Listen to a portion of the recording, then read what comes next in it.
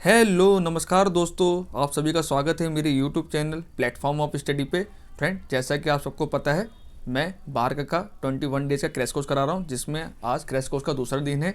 आज हम इस वीडियो में जनरल साइंस यानी सामान्य विज्ञान के टॉप 30 क्वेश्चन के बारे में डिस्कशन करेंगे, जो कि एग्जाम में बार बार रिपीट होते रहते हैं। एनपीसीएल के द्वारा, परमाणु विभाग के द्वारा क्वेश्चन बहुत बार पूछे भी गए हैं।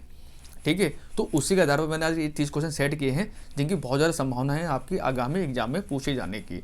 तो इस वीडियो को पूरा जरूर देखिएगा और इन सवालों को वीडियो के दौरान ही याद कर लीजिएगा और कॉपी में नोट कर लीजिएगा, ताकि आपको रिवीजन करने में कोई समस्या ना आए।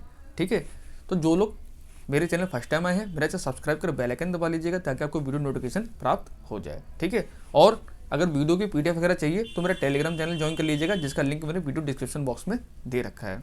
तो चलिए आज की वीडियो की हम शुरुआत करते हैं पहले क्वेश्चन से। ठीक है, तो फ्रेंड्स पहला क्वेश्चन है, सदिश राशि का उदाहरण है वजन, वेग, समय, लंबाई।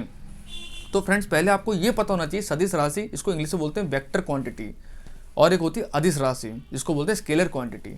ठीक है, तो सदिश राशि को मैं थोड़ा उदाहरण देकर समझाऊं तो सदिश राशि वह राशियाँ होती हैं जिनमें क्या होता है, तो दिशा होती है प्लस परिमाण भी होता है।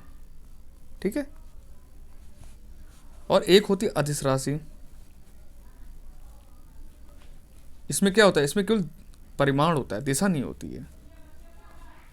ठीक है, तो ये होता है, तो सदिश राशियां वह राशियां होती हैं जिसमें दिशा के साथ साथ परिमाण भी होता है, और अदिश राशियां वह राशियां होती हैं जिसमें केवल परिमाण होता है, दिशा नहीं होती है। यही एक मेजर डिफरेंस है इन दोनों में, और इनसे क्वेश्चन आते हैं। ऐसे एग्जाम्पल देगा, आपसे क्वेश्चन पूछ लेगा, सदिश पूछ सकता है, अदिश पूछ सकता है आपसे। ठीक है ना, तो इसको इंग्लिश में बोलते हैं वेक्टर और इसको बोलते हैं स्केलर। ठीक है, तो फ्रेंड्स क्वेश्चन अब क्या पूछ रहा है कि सदिश राशि का उदाहरण है, तो फ्रेंड इसमें जो ऑप्शन के अकॉर्डिंग आंसर हमारा है वो है हमारा वेग, ऑप्शन नंबर बी। बाकी वजन हो गया, समय हो गया, लंबाई हो गया, ये हमारी अदिश राशियाँ होती हैं, इनमें खाली परिमाण होता है, दिशा नहीं होती है। अब लंबाई को दिखाने हम खाली परिमाण तो बताएंगे, 1 मीटर लंबा चाहिए, ना कि 1 मीटर लंबा उत्तर दिशा में चाहिए, ऐसा तो हम नहीं बोलेंगे। ठीक है, अगला क्वेश्चन है, बल का एसआई मात्रक होता है। तो पहले फ्रेंड्स आपको ये पता होना चाहिए 7 मूल एसआई मात्रक होते हैं, ये तो आपको पता होना चाहिए। क्वेश्चन डायरेक्ट ऐसे बनता है कि मूलभूत एसआई मात्रक कितने हैं भौतिक विज्ञान में, तो टोटल 7 हैं। तो बल का एसआई मात्रक पूछ रहा है, तो बल का फॉर्मूला क्या होता है, एफ बराबर एम ए, ये भी आपको पता होना चाहिए। न्यूटन का जो सेकंड लॉ है उसे बताया गया है, और इसका जो एसआई मात्रक होता है वो होता है आपका न्यूटन, ऑप्शन नंबर ए। ये क्वेश्चन बहुत इंपॉर्टेंट है, काफी एग्जाम में आता है। पास्कल, पास्कल किसका होता है, पास्कल दबाव का होता है, प्रेशर का मात्रक पूछेगा तो आप पास्कल लाएंगे। एम्पियर किसका होता है, एम्पियर धारा का मात्रक होता है, और न्यूटन वर्ग मीटर इसी को पास्कल कहा जाता है। ठीक है ना, अगला क्वेश्चन है, दूध से क्रीम निकालने के लिए इस्तेमाल की जाने वाली प्रक्रिया कौन सी है। तो आपने देखा होगा, अब आप बहुत से घरों में गाय वगैरह भी होंगी, दूध को मथते हैं, उसको बोलते हैं मथ रहे हैं, शायद हिंदी बोलते हैं। ठीक है, तो उससे आप देखते हैं दूध में से क्या होता है, क्रीम अलग हो जाती है, मक्खन निकल जाता है। ठीक है, उसकी छाछ भी बन जाती है, बाद में देसी घी भी निकाल लेते हैं। ठीक है, तो उसमें कौन सा एक साइंस का नियम लगता है उसमें, तो आपने पढ़ा होगा सेंट्रीफ्यूगल फोर्स, एक आपने पढ़ा होगा सेंट्रीफ्यूगल फोर्स। अब केंद्रीय बल, केंद्र से बाहर का जो बल लगता है उसको अब केंद्रीय बल बोलते हैं हम लोग। तो इसका राइट आंसर क्या होगा, अब केंद्रीकरण यानी सेंट्रीफ्यूगेशन, ऑप्शन नंबर डी। ठीक है ना, ये क्वेश्चन ही काफी आता है। एक आता है वॉशिंग मशीन के सिद्धांत पर कार्य करता है, तो वो भी सेंट्रीफ्यूगल सिद्धांत पे ही कार्य करता है। ठीक है, अगला क्वेश्चन है, एक वस्तु पर लगाए गए गुरुत्वाकर्षण बल को क्या कहा जाता है। तो फ्रेंड्स जो गुरुत्वाकर्षण बल होता है एफ, वो किसके बराबर होता है, एम इंटू जी। ये द्रव्यमान है, और गुरुत्व त्वरण, जब कोई वस्तु नीचे की ओर गिरती है उसको हम क्या बोलते हैं, गुरुत्वाकर्षण बल नीचे ही खींचता है, उसको हम क्या बोलते हैं, उसको हम वेट बोल देते हैं, वजन बोल देते हैं। तो राइट आंसर होगा हमारा ऑप्शन नंबर बी, वजन। और ये बहुत कंफ्यूजिंग सवाल है, इसका आंसर मैक्सिमम लोग द्रव्यमान लगा के आ जाते हैं, जो कि सरासर गलत है। द्रव्यमान तो एक अलग चीज़ है कि आप 35 किलोग्राम के हैं, 40 किलोग्राम के, वो द्रव्यमान है। यहाँ पे जो गुरुत्वाकर्षण के द्वारा कोई चीज नीचे खींची जा रही है तो उसी को हम वजन बोलते हैं कि कितना वजन है। ठीक है ना, अगला क्वेश्चन है, और इसका मात्रक क्या होता है बताइएगा। अगला क्वेश्चन है, निम्नलिखित कारणों में से किस कारण से बादल आकाश में तैरते हुए प्रतीत होते हैं। तो आपने कभी आसमान में देखा होगा, तो देखते होंगे ना, आसमान क्या तैरते नजर आते हैं, तैर रहे हैं, हवा में उड़ रहे हैं, फ्लाइंग कर रहे हैं। उसका रीजन क्या होता है, उसका रीजन होता है लो डेंसिटी, निम्न घनत्व के कारण। जिसका घनत्व जितना कम होगा उतना ज़्यादा वो फ्रीली मूवमेंट कर सकता है, जिसका घनत्व ज़्यादा होगा उतना भारी होगा। जैसे लोहे का घनत्व बहुत ज़्यादा होता है, भारी होता है लोहा। ठीक है, तो राइट आंसर होगा हमारा ऑप्शन नंबर सी, निम्न घनत्व के कारण। अगला क्वेश्चन है, 0 डिग्री सेंटीग्रेड कितने डिग्री फ़ारेनहाइट के बराबर है? बहुत इंपॉर्टेंट क्वेश्चन है और ऊष्मा से क्वेश्चन पूछता है। एटॉमिक वाले जो क्वेश्चन बनाते हैं तो ऊष्मा और प्रकाश ये दो तो का फेवरेट चैप्टर है, उनसे बड़े क्वेश्चन पूछते हैं लोग, तरंग वगैरह से भी। ठीक है, तो जो 0 डिग्री सेंटीग्रेड है ये 32 डिग्री फ़ारेनहाइट के बराबर होता है। राइट आंसर होगा ऑप्शन नंबर डी। अभी क्वेश्चन घुमा के पूछ लेता है कितनी बार। 0 डिग्री सेंटीग्रेड पर बर्फ जम जाती है, आप सबको पता है, मैक्सिमम लोग सेल्सियस का ही उपयोग हम लोग करते हैं अपने।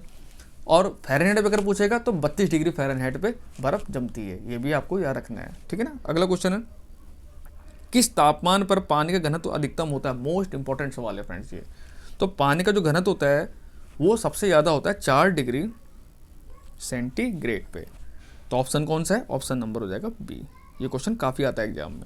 अगला क्वेश्चन है, आर्द्रता को मापने के लिए किस उपकरण का उपयोग किया जाता है? आर्द्रता, इसको इंग्लिश में बोलते हैं ह्यूमिडिटी। ह्यूमिडिटी होती है, उसको मेजरमेंट करने के लिए हम किस इंस्ट्रूमेंट का प्रयोग हम करते हैं? तो फ्रेंड्स उसका हम प्रयोग, उसका जो नाम है वो है हाइग्रोमीटर। राइट आंसर होगा ऑप्शन नंबर डी। ठीक है ना। अगला क्वेश्चन है, किस रंग की आवृत्ति सबसे कम होती है? मोस्ट कंफ्यूजिंग सवाल है, बहुत लोग कंफ्यूजन होती है किसकी आवृत्ति ज़्यादा होती है, किसकी तरंगदैर्घ्य ज़्यादा होती है। तो आपको समझाता हूँ। देखिए आवृत्ति, इसको साइंस में एफ से दिखाते हैं, फ्रीक्वेंसी, ये क्या होता है? रेसिप्रोकल होता है किसका? 1/, तरंगदैर्घ्य का। यानी जिसकी आवृत्ति ज़्यादा होगी उसकी तरंगदैर्घ्य कम होगी, और जिसकी तरंगदैर्घ्य कम होगी उसकी आवृत्ति ज़्यादा होगी। आप ऐसे ही बोल सकते हैं। उसी प्रकार जिसकी फ्रीक्वेंसी कम होगी उसकी तरंगदैर्घ्य क्या होगी? ज़्यादा होगी, क्योंकि रेसिप्रोकल है आपस में ना। अगर ये चीज़ बढ़ेगा तो ये चीज़ घटेगा, अगर ये चीज़ घटेगा तो ये चीज़ बढ़ेगा नीचे वाला, तो वही संबंध इनमें होता है आपस में। ठीक है ना। तो इसने पूछा किसकी आवृत्ति सबसे कम होती है। ठीक है, तो आवृत्ति सबसे कम किसकी होती है? लाल की, हरे की या बैगनी की? तो फ्रेंड सबसे कम आवृत्ति होती है लाल रंग की। अब आप कहेंगे लाल रंग क्यों? देखो लाल रंग की आवृत्ति कम होती है इसलिए इसकी तरंगदैर्घ्य ज़्यादा होती है। तरंगदैर्घ्य ज़्यादा होती है, इसी वजह से इसका प्रयोग कहाँ किया जाता है? जो आपने देखा हो ना, स्ट्रीट लाइट वगैरह लगे होते हैं, या तो संकेत की लाइट लगी होती है, रेड होती है, एक ग्रीन होती है, येलो कलर की होती है। तो लाल रंग में दूर से दिखाई देता है। सिग्नल में भी आप देखते हैं, रेलवे जैसे सिग्नल होते हैं उसमें हरे और लाल रंग का ही प्रयोग किया जाता है। क्यों किया जाता है? क्योंकि इनकी तरंगदैर्घ्य बहुत ज़्यादा होती है और आवृत्ति कम होती है। जब तरंगदैर्घ्य ज़्यादा होगी तो हमें बहुत दूर से दिखाई दे देगी हमको वो, इस वजह से। तो आवृत्ति सबसे कम होती है लाल रंग की। सबसे ज़्यादा किसकी होती है? अगर ऑप्शन घुमा दिया तो आप आंसर लगा देंगे बैगनी। बैगनी की सबसे ज़्यादा होती है। तो उल्टा क्या हो जाएगा? तो बैगनी की तरंगदैर्घ्य क्या होगी? आप समझ गए होंगे। आगे समझाता हूँ क्वेश्चन से। तो आप पूछ रहे हैं किस रंग की तरंगदैर्घ्य सबसे कम होती है? तो सबसे कम तरंगदैर्घ्य उसकी होगी जिसकी आवृत्ति सबसे ज़्यादा होगी। बिल्कुल यही मैंने समझाया था ना। तो लाल रंग की तो आवृत्ति कम होती है और बैगनी रंग की आवृत्ति ज़्यादा होती है, तो इसका मतलब तरंगदैर्घ्य इसकी सबसे कम होगी। तो राइट आंसर होगा हमारा ऑप्शन नंबर डी, बैगनी। अब आपको समझ में आ गया होगा। बस ये आपको याद रखना है, एफ रेसिप्रोकल होता है 1/λ का, यानी फ्रिक्वेंसी जो होती है वो व्युत्क्रमानुपाती होती है किसकी? तरंगदैर्घ्य की। अगला क्वेश्चन है, कार अथवा मोटरसाइकिल की हेडलाइट में किस लेंस का प्रयोग किया जाता है? या दर्पण भी कितना बोल देता है, किस दर्पण का प्रयोग किया जाता है? तो फ्रेंड दोनों ही केस में आप आंसर लगाएंगे क्या? अवतल दर्पण, ऑप्शन नंबर बी। ठीक है ना। अवतल दर्पण का, अवतल लेंस का प्रयोग इसमें किया जाता है। अवतल लेंस की खासियत क्या होती है? ये प्रकाश को फैलाता है, और उत्तल लेंस क्या होता है? ये प्रकाश को एक जगह एक पॉइंट पे लाके इकट्ठा कर देता है। बस यही दोनों में मेजर डिफरेंस है। अब कार की बात कर रहे हैं, जो आगे की हेडलाइट होती है उसमें तो अवतल होता है, लेकिन जो आप रियर व्यू मिरर देखते हैं, जो बगल रियर व्यू छोटा सा मिरर लगा होता है, बाइकों में भी लगा होता है, कार में भी लगा होता है, हर बड़ी सब गाड़ियों में लगा होता है, उसमें उत्तल लेंस होता है। देखिए बहुत दूर से गाड़ी उसमें छोटी दिखाई लग जाती है कि हाँ आपके पीछे से कोई गाड़ी आ रही है, उससे आप सब गाड़ी ओवरटेक वगैरह करते हैं अपने। ठीक है, तो अगर रियर व्यू मिरर पूछेगा तब तो आप उत्तल लेंस आंसर लगाएंगे, अगर हेडलाइट पूछेगा तब आंसर अवतल लेंस लगाएंगे। फ्रेंड मेरी बातों को ध्यान सुनिए, क्वेश्चन रटने से कुछ नहीं होता। अगर आप चीज़ समझ जाएंगे ना तो कभी हम चीज़ों को नहीं भूलेंगे, याद रखना इस बात को। क्वेश्चन रटने से कुछ नहीं होता, आप भले 1000 2000 MCQs कर लो, लेकिन अगर आपने समझा नहीं है तो आप वहाँ जाके भूल जाओगे। ठीक है। और एक अवतल लेंस का प्रयोग किसमें किया जाता है? निकट दृष्टि दोष में। निकट दृष्टि दोष, दूर दृष्टि दोष, इसके भी क्वेश्चन कराऊंगा मैं आपको। निकट दृष्टि दोष में क्या होता है? अवतल लेंस का प्रयोग किया जाता है, और जो दूर दृष्टि दोष होता है उसमें उत्तल लेंस का प्रयोग किया जाता है। ये भी आपको याद रखना है। अगला क्वेश्चन है, सामान्य आंख के लिए स्पष्ट दृष्टि की न्यूनतम दूरी कितनी होती है? मोस्ट इंपोर्टेंट सवाल है, काफी बड़े बड़े एग्जामों, छोटे छोटे एग्जामों में आता है क्वेश्चन। उसमें आपको आंसर याद रखना simply 25 centimetre, option number B. अगला क्वेश्चन है, ऑप्टिकल फाइबर प्रकाश के सिद्धांत पर कार्य करता है? बहुत बार पूछा जाता है फ्रेंड्स ये। तो जो ऑप्टिकल फाइबर है फ्रेंड्स, ये काम करता है प्रकाश के पूर्ण आंतरिक परावर्तन के सिद्धांत पर, यानी टोटल इंटरनल रिफ्लेक्शन पे, option number T. Optical fibre क्या होते हैं, ये में जो आपकी जो जो इंटरनेट वगैरह चलता है सब इसी की वजह से चलता है। इसमें कौन सी इलेक्ट्रिकल तरंगे होती हैं इसमें। अगला क्वेश्चन है, ध्वनि तरंगे किस माध्यम में यात्रा नहीं कर सकती हैं। बहुत अच्छा सवाल है। तो ध्वनि तरंगे क्या होती हैं, ये सब होती हैं हमारी यांत्रिक तरंगे। यांत्रिक तरंगे होती हैं, और यांत्रिक तरंगों की खासियत होती है इनको चलने के लिए माध्यम की आवश्यकता पड़ती है। एक मीडियम चाहिए होता है इनको चलने के लिए, तभी चल पाएंगे, तो चल नहीं पाएंगी। तो स्टील का एक माध्यम है, और सबसे ज़्यादा जो इसकी चाल होती है ना ठोस में होती है। ध्वनि की सबसे ज़्यादा चाल पूछता है, सबसे ज़्यादा चाल किस में होती है, ठोस में होती है, उसका जल में होती है, और सबसे कम इसी गैस में होती है। आपको याद रखना है।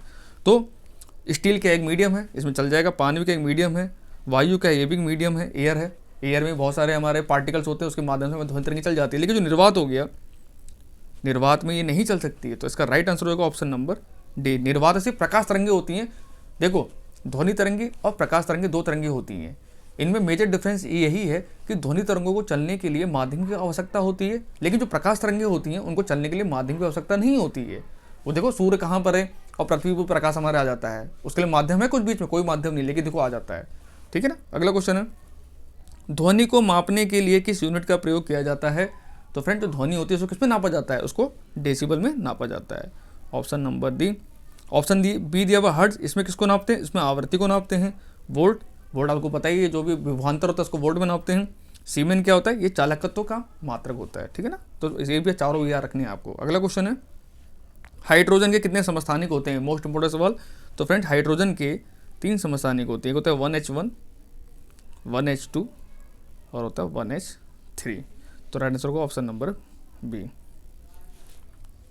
प्रोटियम, ड्यूटेरियम और ट्राइटियम। जो ड्यूटेरियम होता है इसका प्रयोग भारी जल बनाने में किया जाता है, जिसका प्रयोग हम जो नाभिक रिएक्टर होते हैं उसका प्रयोग करते हैं, भारी जल का प्रयोग हम करते हैं। वो क्या होता है, वो D2 होता है, वो ड्यूटेरियम ऑक्साइड होता है। तो ड्यूटेरियम क्या होता है, वो हाइड्रोजन का ही समस्थानिक होता है वो। ठीक है ना। अगला क्वेश्चन है, इलेक्ट्रॉन की खोज का श्रेय किस वैज्ञानिक को दिया जाता है। तो फ्रेंड, जो इलेक्ट्रॉन की खोज की थी वो की थी आपकी J.J. थॉमसन ने। Option number D. और इस पर ऋणात्मक आवेश होता है, ये भी क्वेश्चन बहुत पूछता है। तो इलेक्ट्रॉन पे कैसा आवेश होता है, इलेक्ट्रॉन पे ऋणात्मक आवेश होता है, और प्रोटॉन पे धनात्मक होता है, और न्यूट्रॉन पे ये उदासीन होता है। ठीक है ना। जैसे जेम्स चैडविक दिया हुआ है, इन्होंने ही न्यूट्रॉन की खोज की थी। और न्यूट्रॉन कैसा होता है, न्यूट्रॉन एक उदासीन कण होता है। अगला क्वेश्चन है, हीरे का अपवर्तनांक कितना होता है। तो फ्रेंड, जो हीरे का अपवर्तनांक है वो होता है 2.21। Option number B. अगला क्वेश्चन है, कारों की बैटरी में किस प्रकार के अम्ल का प्रयोग किया जाता है। तो आप देखते होंगे जो गाड़ी वगैरह होती हैं, मोटरसाइकिल में बैटरी सब जगह प्रयोग होती है आज के टाइम में, चाहे ट्रक हो, चाहे कार हो, चाहे बाइक हो। ठीक है। चाहे हमारे घर में जो बैटरी लगी हुई है इन्वर्टर में, तो उसमें कौन सा अम्ल होता है, उसमें होता है सल्फ्यूरिक अम्ल। और उसको रासायनिक भाषा में क्या कहते हैं, उसको कहते हैं H2SO4। ऑप्शन नंबर बी, यानी सल्फ्यूरिक अम्ल का प्रयोग हम बैटरी में करते हैं। ठीक है ना। अगला क्वेश्चन है, घर में प्रयोग किए जाने वाले खाने के नमक का रासायनिक सूत्र क्या होता है। आप सबके नमक तो सभी के घर में यूज होता है, तो इसको रसायन उस पर क्या बोलते हैं, इसको रसायन से बोलते हैं सोडियम क्लोराइड। और सोडियम क्लोराइड का केमिकल फॉर्मूला क्या होता है, होता है NaCl। Option number B.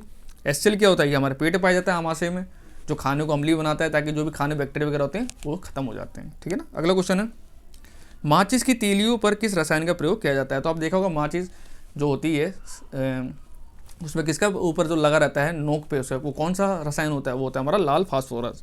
यानी ऑप्शन हो जाएगा हमारा डी। फास्फोरस का प्रयोग करते हैं। कौन सा फास्फोरस होता है, वो भी लाल फास्फोरस होता है। ठीक है ना। और जो W इस पर रगड़ते हैं वो क्या होता है, उससे पोटेशियम होता है। ये भी आपको याद रखना है। अगला क्वेश्चन है, वह कौन सा मूल तत्व है जो सभी जैविक यौगिकों में पाया जाता है। तो फ्रेंड्स, एक मूल तत्व है जिसको हम C12 बोलते हैं। इसी की ये सब आपने पढ़ा होगा। ठीक है ना। हाई स्कूल में आपने पढ़ा होगा 10th में। तो जो एक मूल तत्व है जो सभी चीज़ें पाया जाता है, मतलब वो बेसिक है रसायन, मतलब बेस उसको मान सकते हैं, तो उसको हम बोलते हैं कार्बन। Option number B. ठीक है ना। अगला क्वेश्चन है, हंसाने वाली गैस का रासायनिक सूत्र क्या होता है। बहुत इंपॉर्टेंट सवाल है फ्रेंड। तो हंसाने वाली गैस का रासायनिक सूत्र पूछेगा तो अब आंसर लगाएंगे N2O। इसका आंसर NO2 लोग लगा देते हैं। NO2 तो डाई हो जाता है ना, नाइट्रोजन डाई ऑक्साइड, लेकिन इसका क्या नाम होता है, इसका होता है नाइट्रस ऑक्साइड। अगर ऑप्शन दीजिए नाइट्रस ऑक्साइड, तब भी आप आंसर लगाएंगे नाइट्रस ऑक्साइड। ये भी आपको याद रखना है, नाइट्रस ऑक्साइड। ठीक है ना। उसका केमिकल फॉर्मूला क्या होता है, N2O, ना कि NO2, N2O। ये आपको याद रखना है। अगला क्वेश्चन है, हेनरी बैकरेल का संबंध किस आविष्कार से है। तो फ्रेंड्स, हेनरी बैकरेल थे, इन्हीं को ही भौतिक में पहला नोबेल प्राइज मिला था। ये भी आपको रखना है। भौतिक क्षेत्र में पहला नोबेल प्राइज प्राप्त करने वाले कौन व्यक्ति थे, तो वो हेनरी बैकरेल ही थे। इन्होंने किसी खोज की थी, इन्होंने रेडियो एक्टिविटी की खोज की थी। तो राइट आंसर होगा ऑप्शन नंबर ए। ठीक है ना। अगला क्वेश्चन है, निम्नलिखित में से किसके द्वारा रासायनिक ऊर्जा को विद्युत ऊर्जा में परिवर्तित किया जाता है। अब रासायनिक ऊर्जा को विद्युत ऊर्जा में परिवर्तन हो रहा है, आप खुद कॉमन सेंस लगाइए। जनरेटर ऐसा करता है, जनरेटर रासायनिक ऊर्जा होती है, जनरेटर तो यांत्रिक ऊर्जा होती है, ये यांत्रिक ऊर्जा को विद्युत ऊर्जा में बदलता है। मोटर क्या होता है, हम प्लग ऑन करते हैं, इलेक्ट्रिकल एनर्जी दी। मोटर क्या होता है, यंत्र होता है, यांत्रिक ऊर्जा कन्वर्ट कर देता है वो, तो इलेक्ट्रिकल को यांत्रिक कन्वर्ट कर देता है, उल्टा होता है इसका। लेकिन बैटरी होता है, बैटरी क्या होता है, बैटरी में अम्ल का प्रयोग तो करते हैं, सल्फ्यूरिक अम्ल का प्रयोग, और क्या करता है, इसको इलेक्ट्रिकल एनर्जी कन्वर्ट कर देता है ना, इलेक्ट्रिकल एनर्जी हमारे घर में आती है बैटरी से। तो राइट आंसर होगा हमारा ऑप्शन नंबर सी, बैटरी। ठीक है ना। अगला क्वेश्चन है, सूर्य में बनने वाली लगातार ऊर्जा का स्रोत क्या है। तो फ्रेंड्स, सूर्य में लगातार ऊर्जा बनने उसका रीजन एक ही होता है न्यूक्लियर फ्यूजन, या हिंदी में बोले परमाणु संलयन, ऑप्शन नंबर ए। ठीक है ना। अगला क्वेश्चन है, फलों को कृत्रिम रूप से पकाने के लिए निम्नलिखित में से किसका प्रयोग किया जाता है। तो आप देखते होंगे केले वगैरह जो होते हैं या कच्चे आम होते हैं, उसको पकाने लिए आपने भी इसका यूज़ किया होगा कितनी बार, घर घर में मिल जाता है ये। तो किसका प्रयोग हम करते हैं, या तो कैल्शियम कार्बाइड का प्रयोग हम करते हैं, और एसिटिलीन गैस होती है इसका भी प्रयोग हम करते हैं। तो राइट आंसर होगा हमारा ऑप्शन नंबर सी, उपयोग दोनों का प्रयोग हम करते हैं, कैल्शियम कार्बाइड और एसिटिलीन। ठीक है ना। अगला क्वेश्चन है, एलिसा टेस्ट का संबंध है, मोस्ट इंपोर्टेंट सवाल है फ्रेंड्स। तो एलिसा टेस्ट का जो संबंध है वो किस रोग की जांच के लिए एलिसा टेस्ट हम करते हैं। तो इसका राइट आंसर हो जाएगा हमारा एड्स, यानी option number C, AIDS, AIDS। और ये क्या होता है, ये इम्यून सिस्टम खत्म कर देता है, उसका इलाज अभी तक नहीं है। जिसको हो जाता है उसका इम्यून सिस्टम इतना वीक हो जाता है कि वो इंसान ज़्यादा जी नहीं पाता है, वो खत्म हो जाता है। ठीक है ना। अगला क्वेश्चन है, रतौंधी नामक रोग किस विटामिन की कमी से होता है। तो रतौंधी में क्या होता है, दिन में तो अच्छा दिखाई देगा, उसको सब कुछ दिखाई देगा, लेकिन जैसे अंधेरा होता है उसको दिखाई देना बंद हो जाता है। तो इसके पीछे एक रीजन होता है, एक विटामिन कमी हो जाती है उस इंसान के अंदर, उसको हम बोलते हैं vitamin A, option number B. ठीक है। और लास्ट क्वेश्चन है इस वीडियो का फ्रेंड्स, अगर आपको वीडियो अच्छी लग रही है तो प्लीज लाइक शेयर जरूर कीजिएगा। लास्ट क्वेश्चन है, रक्त में उपस्थित हीमोग्लोबिन में कौन सी धातु पाई जाती है। तो आप सब जानते हैं रक्त में हीमोग्लोबिन नामक धातु पाई जाती है। हीमोग्लोबिन पाया जाता है, पिगमेंट होता है एक टाइप का, पिगमेंट बोल सकते हैं, धातु नहीं, पिगमेंट इसको बोल सकते हैं हम। तो क्या होता है, ये ऑक्सीजन को कैरी करता है हमारे रक्त के अंदर। अगर हीमोग्लोबिन के अंदर ऑक्सीजन हम जो सांस लेते हैं तो हमारे ब्लड से ऑक्सीजन का सर्कुलेशन नहीं हो पाएगा। हीमोग्लोबिन होता है जो हमारे ऑक्सीजन को लेके चलता है पूरे शरीर के अंदर, उसमें धातु पाई जाती है, उसको बोलते हैं हम आयरन, लोहा, ऑप्शन नंबर सी। तो फ्रेंड्स, यहाँ हमारे 30 क्वेश्चन समाप्त होते हैं। आई होप आपको वीडियो अच्छी लगी होगी। अगर ये वीडियो अच्छी लगी है तो उसको लाइक शेयर जरूर कीजिएगा, और मिलते हैं आपसे कल नेक्स्ट वीडियो में।